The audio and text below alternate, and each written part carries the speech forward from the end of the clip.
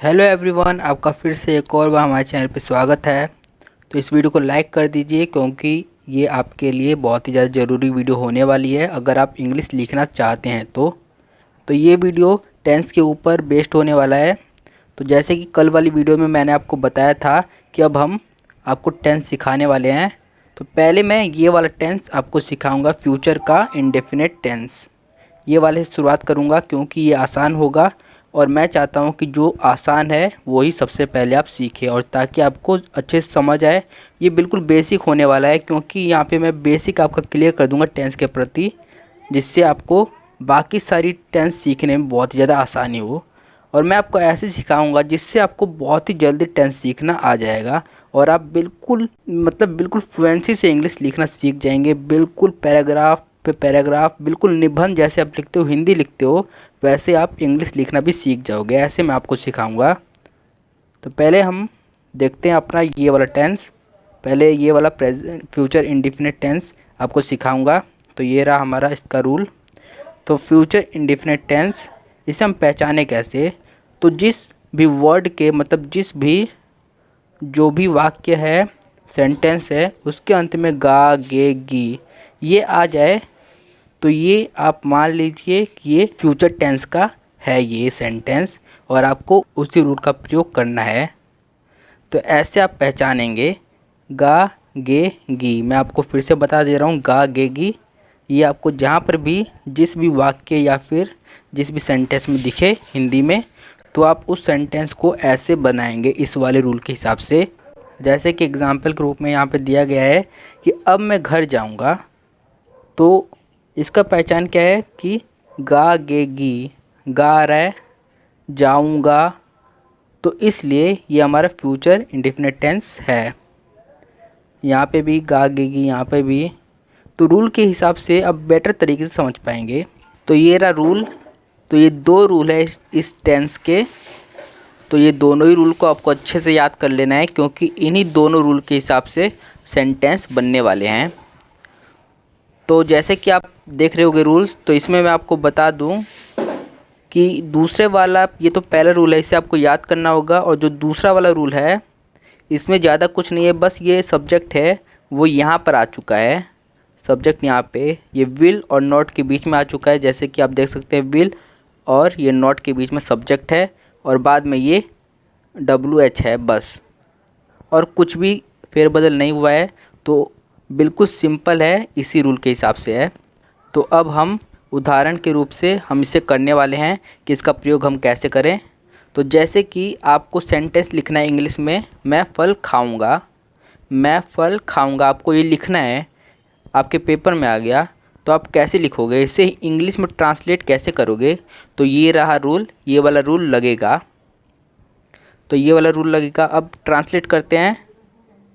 Subject है, पहले तो सब्जेक्ट ये मांग रहा है। तो सब्जेक्ट क्या है, इसमें सब्जेक्ट क्या है, मैं सब्जेक्ट है तो आप लिख दोगे आई। अब विल आप सीधे सीधे यहाँ पे लिख दो विल। और फिर क्या है, नॉट का यहाँ पे लिखने की ज़रूरत है। मैं आपको बता देता हूँ कि जहाँ पर नहीं का साउंड आए, जैसे मैं फल खाऊंगा, इसमें नहीं की तो बात नहीं आई। अगर ये लिखा होता मैं फल नहीं खाऊंगा, नहीं आया ना, तब आप नॉट का प्रयोग करोगे, अन्यथा नहीं करोगे। तो यहाँ पे नॉट का प्रयोग नहीं होगा क्योंकि यहाँ पे नहीं की बात तो आई ही नहीं। मैं फल खाऊंगा तो खाऊंगा, तो इसलिए इसमें नहीं यानी नहीं नहीं आया है, इसलिए नॉट का प्रयोग नहीं होगा। तो उसके बाद क्या है, वर्ब। तो इस टेंस में हमेशा वर्ब की फर्स्ट फॉर्म का उपयोग होगा।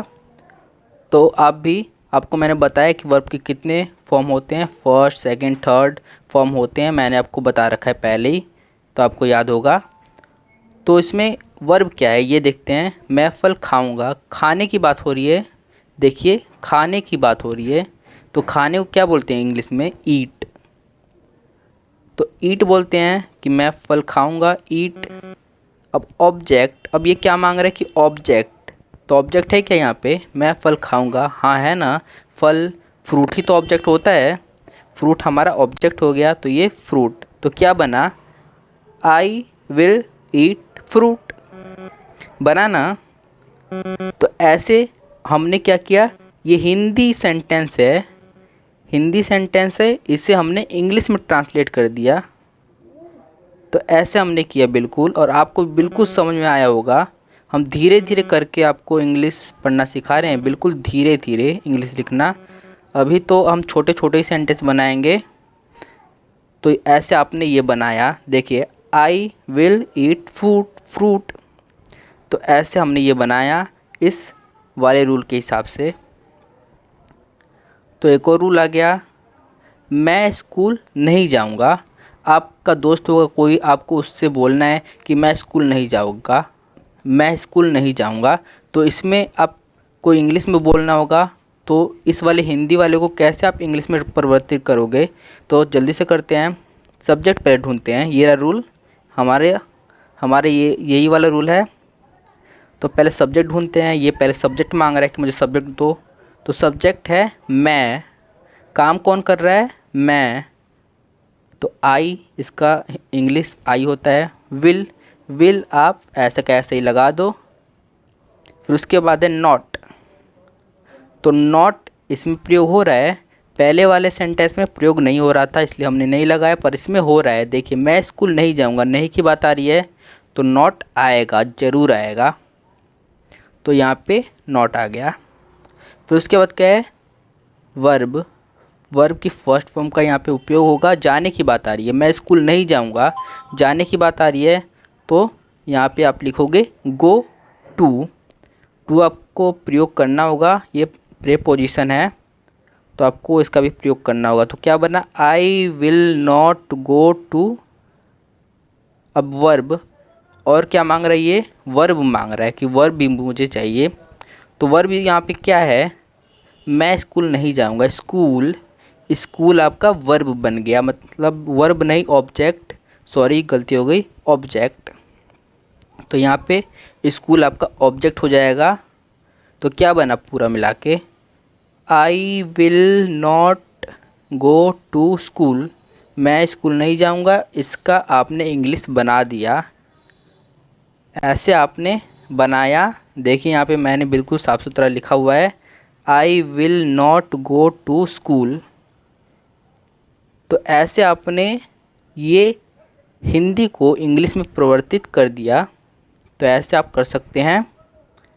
अभी तो ये शुरुआत है, अभी आपको बहुत लंबे सेंटेंस, बहुत सारे पैराग्राफ लिखने हैं। अब देखिए, ये दूसरा वाला रूल का प्रयोग होगा, क्या मैं क्लास में आऊँगा। आपने किसी से पूछा कि क्या मैं क्लास में आऊँगा, तो इसमें क्या पूछा जा रहा है, इसमें क्वेश्चन पूछा जा रहा है। ये क्वेश्चन है, प्रश्न है आपसे कि क्या मैं स्कूल आऊँगा। तो इसलिए इसमें आप ये वाले रूल का प्रयोग करोगे। मैं आपको बता भी देता हूँ, जैसे अभी तक हमने ये वाले का प्रयोग किया, तो अब हम इसका प्रयोग करेंगे जब भी आपको किसी भी प्रकार का क्वेश्चन पूछना होगा, किसी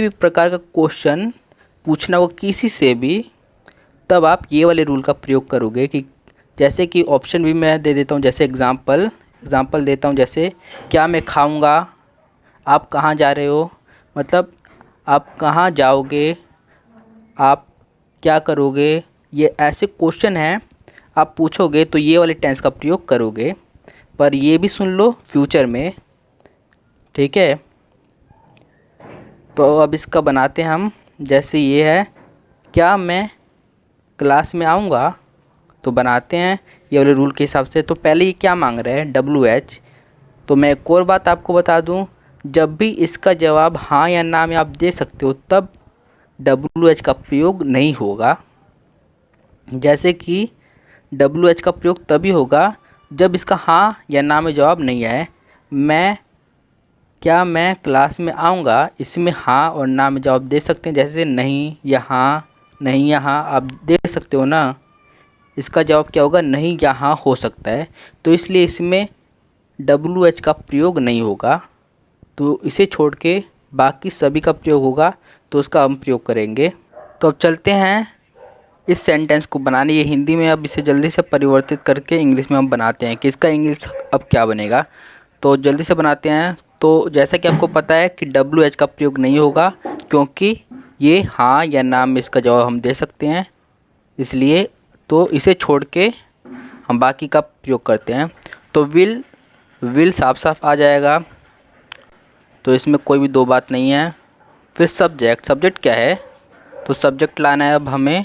तो सब्जेक्ट इसमें है मैं काम कौन कर रहा है, मैं, तो इसलिए आई आपका सब्जेक्ट हो गया इसमें। फिर नॉट का प्रयोग होगा, क्या मैं क्लास पे आऊँगा, इसमें नहीं की तो बात नहीं आ रही, तो नॉट का प्रयोग नहीं होगा।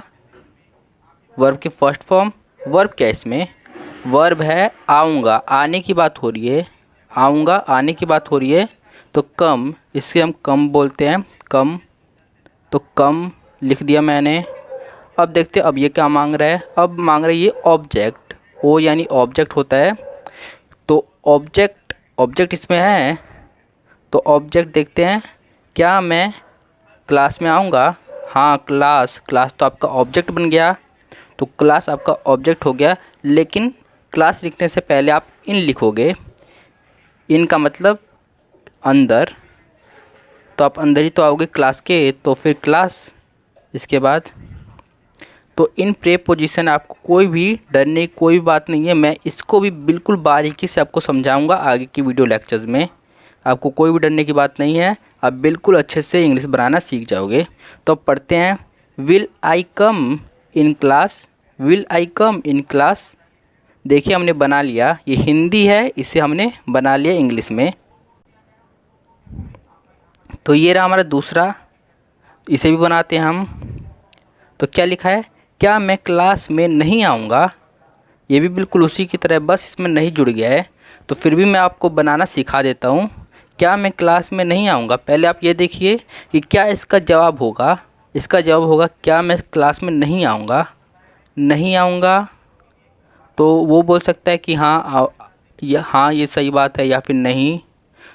तो हाँ या ना में जवाब हो सकता है शायद, हाँ।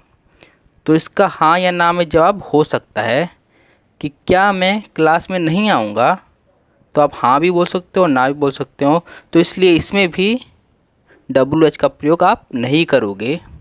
तो इसे छोड़ के सभी चीज़ों का प्रयोग करते हैं। जैसे कि पहले क्या मांग रहा है, विल, तो विल तो साफ साफ आप लिख दीजिए, कोई भी प्रॉब्लम नहीं है। फिर सब्जेक्ट ये मांग रहा है, तो सब्जेक्ट क्या है, मैं। फिर क्या मांग रहा है, नॉट आएगा क्या, इसमें नहीं का प्रयोग हो रहा है, तो नॉट आएगा। उसके बाद क्या मांग रहा है ये, वर्ब की फर्स्ट फॉर्म मांग रहा है। इसमें वर्ब क्या है, आने की बात हो रही है, तो कम यहाँ पे मैंने कम लिख दिया। फिर उसके बाद मांग रहा है ऑब्जेक्ट, तो ऑब्जेक्ट क्या है हमारा, क्लास। उससे पहले हम इन लगाएंगे क्योंकि यहाँ पे मे भी है, क्लास में, तो मे के लिए हमने इन लगाया और फिर क्लास। तो क्या बना पूरा, पढ़िए आप, will I not come in class, ये आपका बना, ये यहाँ पे लिखा हुआ है, will I not come in class. तो मैंने आपको बता दिया कैसे आप इसका उपयोग कर सकते हो और कैसे आप सेंटेंसेस बना सकते हो।